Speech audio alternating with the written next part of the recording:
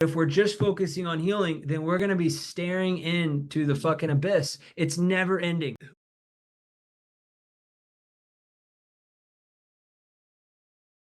Who would say they've got some sense of idea of like what your gifts are or what you're here to do? Okay, you got some sense idea. Now, who would say that like when you get out of bed in the morning, you're fucking lit up, inspired, ready to take on the day? You just love what you're up to. So that's the question I ask often around the world.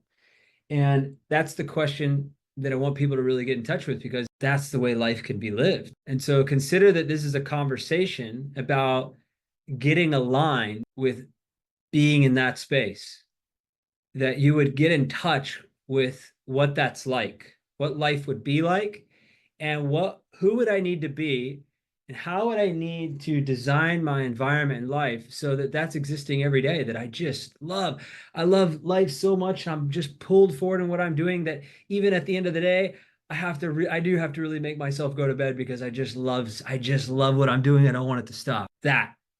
That's the seed planting that we want to move towards.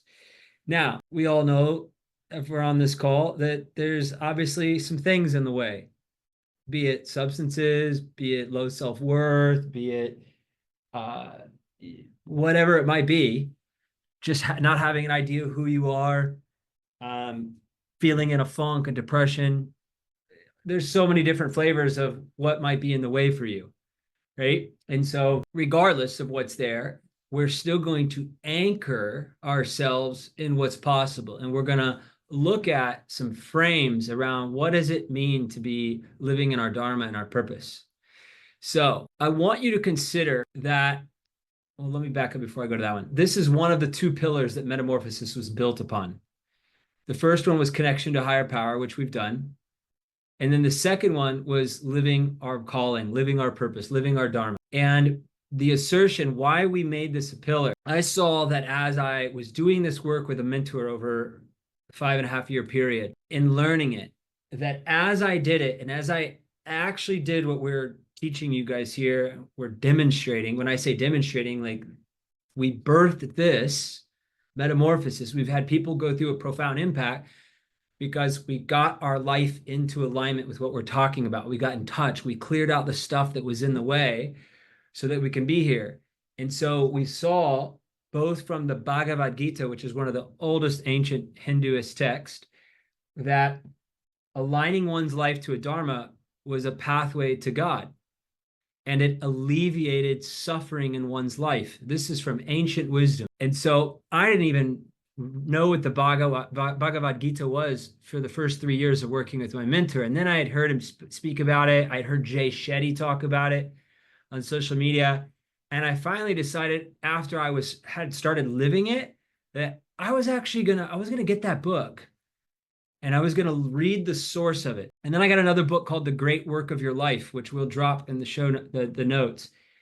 And I saw the ancient wisdom. I read the text from the source, and I was like, wow, I've got a lived experience as I trust, surrendered, had faith, and moved my life in alignment with what I knew was my gifts, what I knew lit my soul up, just what I'm here to do. Then all the suffering and shit dropped out, you know? And that was, I'd been in the conversations for years, but I made the commitment just about 2 years ago, almost exactly.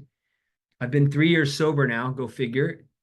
And so I saw, oh my God, when I'm actually doing this, when I'm making my focus and my energy dialed in on this, it's hard to have what I'm up to is so much greater than all of this smallness and all of this suffering and all of this bullshit underneath. I stop distracting myself and fucking around. And as I keep attention back, it doesn't mean things aren't going to still come up. Doesn't mean I'm not going to get distracted from time or fall, but I'm being pulled, a calling. I'm being called to something. I'm anchored in something meaningful. I got a strong North Star, a reference point. I'm saying a bunch of ways that when I'm continually putting the energy and the focus and aligning all areas of my life to that, suffering starts to drop away and fall out. In the Bhagavad Gita, well, there's in the book of The Great Work of Your Life, which is a reflection of how people like Gandhi, Jane Goodall, who lived with apes for like 40 years, Walt Whitman, Susan B. Anthony, who freed slaves. It's a reflection of all these people that aligned their life with their dharma according to the Bhagavad Gita. And then it takes stories of everyday ordinary people and shares them as well. And one of the things it says in there is the degree to which you unify your life and dharma is the degree to which you do your dharma. What does it mean to unify? Unification, so that there's one thing to align. Think of the seed, the plant, the tree, that it grows.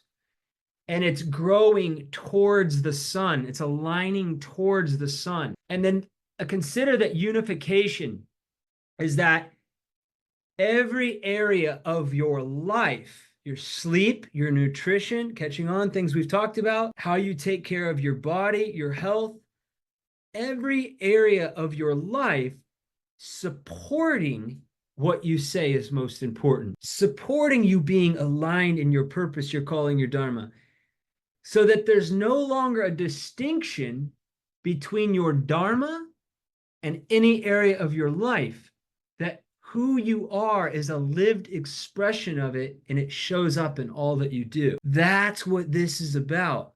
You're starting to slowly see it. And our work is to help you keep reflecting on what's occurring the whole way through. You see, we're talking about so many different areas of our life. And we're looking at what's honorable in these areas. We're looking at the truth, and how do all of these stack up and align with your purpose, your dharma, your calling. Because the degree to which you unify everything is the degree in which you're fulfilling your dharma. And when you're fulfilling that, when you're living that, wow, you are lit up, fucking moved, inspired.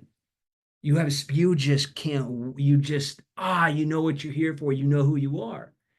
That's what this is a conversation about right now. And so I'm just opening it right now in language and framing this now, and a remembering of something, that this is not, this whole thing we're doing here, it's not about healing. You know, people, I'm on a healing journey on this. I'm like, God damn it. Why?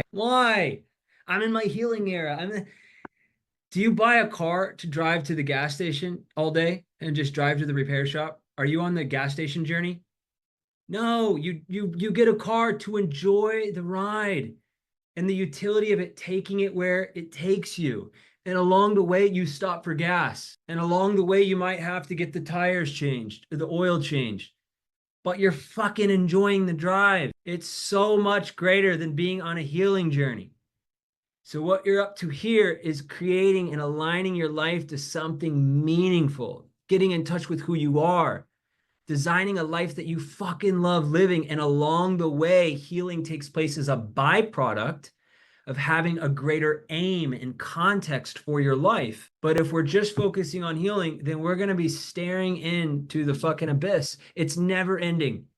It's a never-ending black hole abyss. There will always be something to fix and heal in this. And it's not to say we don't tend to that. If you're driving and the car hits a flat tire, you're going to deal with it. But guess what? You're right back on the fucking road.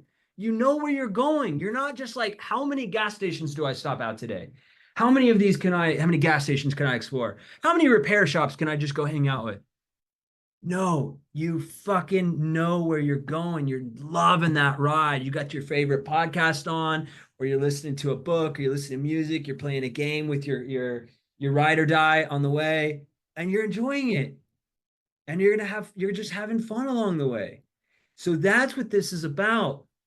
So if anybody is in that frame of something's wrong, I'm constantly fixing myself, I want to pop you out of that. That's not what we're doing. We're up to something greater. Now, as you get aligned with what we're going to talk about here, and you're going through this whole process, and you're going to start to get in touch with your gifts, your dharma, your purpose, what you will find is that along the way, those things, those traumas and these things, we're still going to deal with them. And things are going to come up. This is life. Things are always, people are going to die. People are going to leave. People are going to cheat on you.